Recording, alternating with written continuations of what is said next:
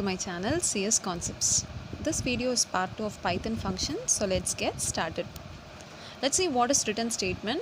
I have written the syntax here, return expression list. This return statement is used to exit a function and go back to the place from where it was called. Then this statement can contain an expression that gets evaluated and the value is returned. And if there is no expression in the statement or the return statement itself is not present inside a function, then the function will return the none object. Look at this example here. None is the return value. None is the return value since grade directly prints the name and no return statement is used. Now let's see how to use return statement in a function. See here, I have created a function named absolute value, then with parameter num. Look at the condition. If num greater than or equal to 0, return num, else return minus num. And in print function, I have used the function name and I'm passing parameter as 2.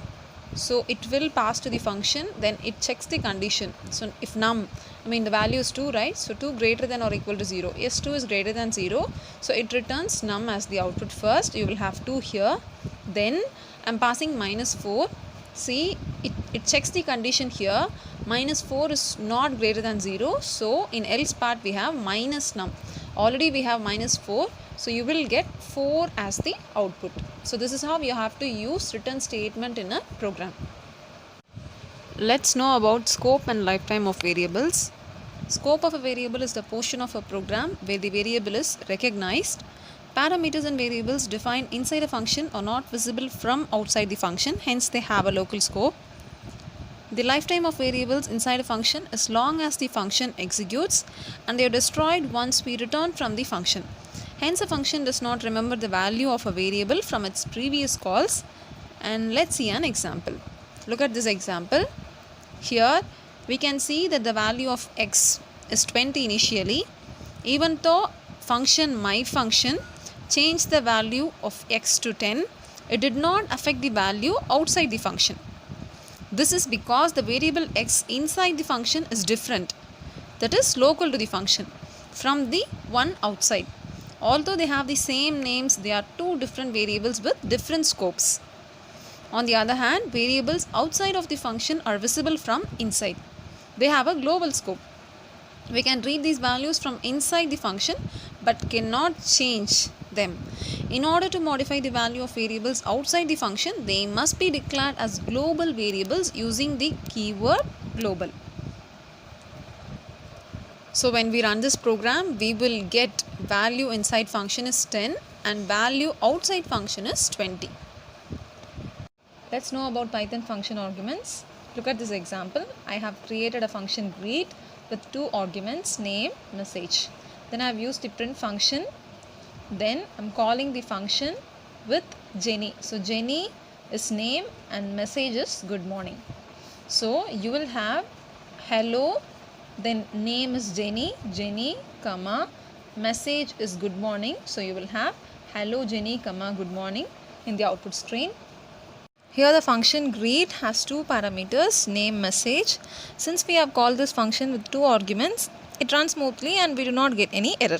If we call it with a different number of arguments, only 1 argument, the interpreter will show an error message. So this is the example for that. Okay, then you will have error message. Now let's know about Python default arguments, Python keyword arguments, Python arbitrary arguments with examples. First, let's know about Python default arguments. Function arguments can have default values in Python.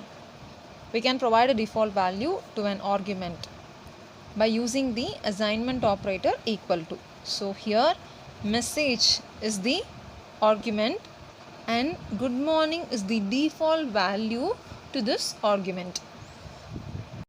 In this function, the parameter name does not have a default value and is required during a call.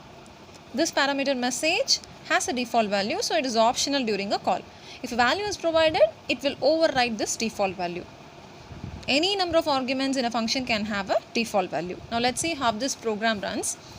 So here I have a function named read with 2 parameters, one with no default value, the other with default value. Then I have a print function Then I'm calling this function greet with one parameter, I mean Jane.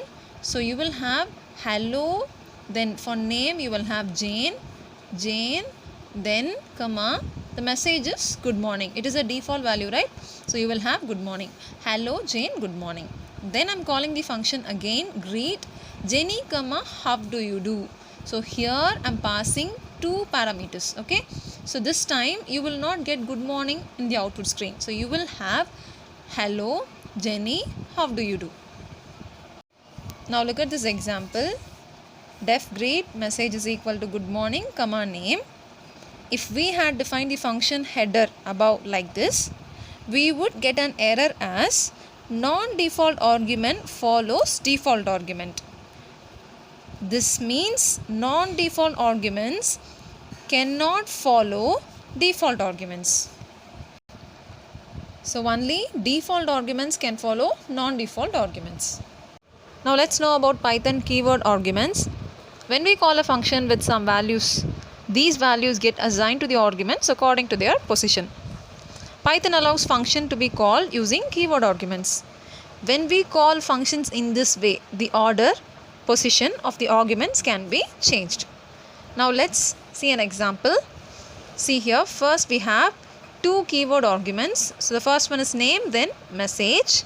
Then again two keyword arguments. Now the order is changed. First we have message, then we have name, then finally we have one positional argument and one keyword argument. So all these three provides the same output as Jane, how do you do? As we can see, we can mix positional arguments with keyword arguments during a function call, but we must keep in mind that keyword arguments must follow positional arguments. Having a positional arguments after keyword argument will result in error. Let's know about Python arbitrary arguments. Sometimes we do not know in advance the number of arguments that will be passed into a function. Python allows us to handle this kind of situation through function calls with an arbitrary number of arguments. In the function definition, we can use asterisk before the parameter name to denote this kind of argument. So look at this example.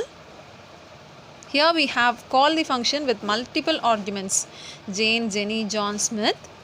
These arguments get wrapped up into a tuple before being passed into the function. Inside the function, we use a for loop to retrieve all the arguments back. So we will have output as hello Jane, hello Jenny, hello John, then hello Smith. That's all about today's video. In the next video, we will see about types of functions, user-defined and predefined function. So if this video helps you to understand the concept, like this video, share this video and subscribe to CS Concepts. Thanks for watching CS Concepts.